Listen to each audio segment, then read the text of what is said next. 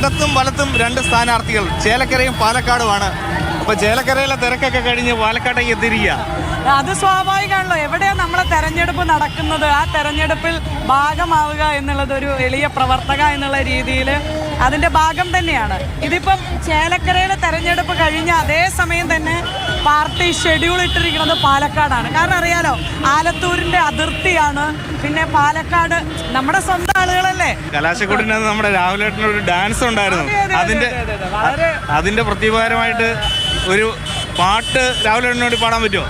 രാജ്ഘട്ടിൽ ബാപ്പുജി, വീർഭൂവിൽ രാജീവും, ശക്തിസ്ഥാലിൽ ഇന്ദിരയും, ധീര രക്തസാക്ഷികൾ, നിണമണിഞ്ഞ വഴികളിൽ ഞങ്ങളുണ്ട് പിന്മുറ, നിങ്ങൾ തൻ കിനാക്കളെല്ലാം ഞങ്ങൾ സഫലമാക്കിടും. എന്തായാലും രാഹുലേട്ടന് വലിയ പാട്ടൊന്നും വശമില്ലെങ്കിലും പാട്ട് വശമില്ലെങ്കിലും പാടുന്നവരോട് നല്ല ഒന്നാമതൊരു അസൂയുണ്ട്. ഞാനിപ്പോൾ കുറച്ച് മുന്നേ പറഞ്ഞതേ ഉള്ളൂ. അതായത് ഈ രമ്യയുടെ ഒരു വലിയ കരുത്തും കഴിവും അവരുടെ പാട്ടാണ്. ആളുകൾക്ക് ഇഷ്ടമാണ്.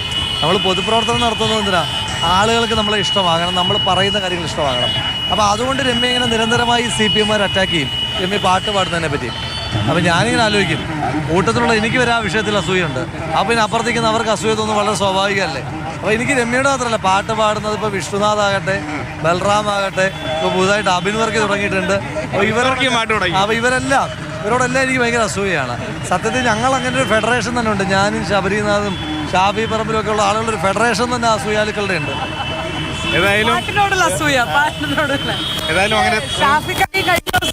എന്റെ റോഡ് ഷോയ്ക്ക് വന്നപ്പോഴേ ഷാഫിക്ക അവിടെ ഹവാ ഹവാ ഒക്കെ പാടിയപ്പോൾ അതിന്റെ കൂടെ പാടുന്നുണ്ട്. ഞാൻ പാട്ട് പഠിച്ചോണ്ടിരിക്കാന്ന് പറഞ്ഞു. അപ്പൊ അതൊക്കെ സത്യം പറഞ്ഞാല് അത് ഞാൻ നേരത്തെ പറഞ്ഞു, ഷാഫി പറമ്പിലും ശബരിനാഥനൊക്കെ പാടുന്നത് എൻ്റെ ആത്മവിശ്വാസം വർദ്ധിപ്പിക്കും. അതിനേക്കാൾ മെച്ചം എൻ്റെ പാട്ട്.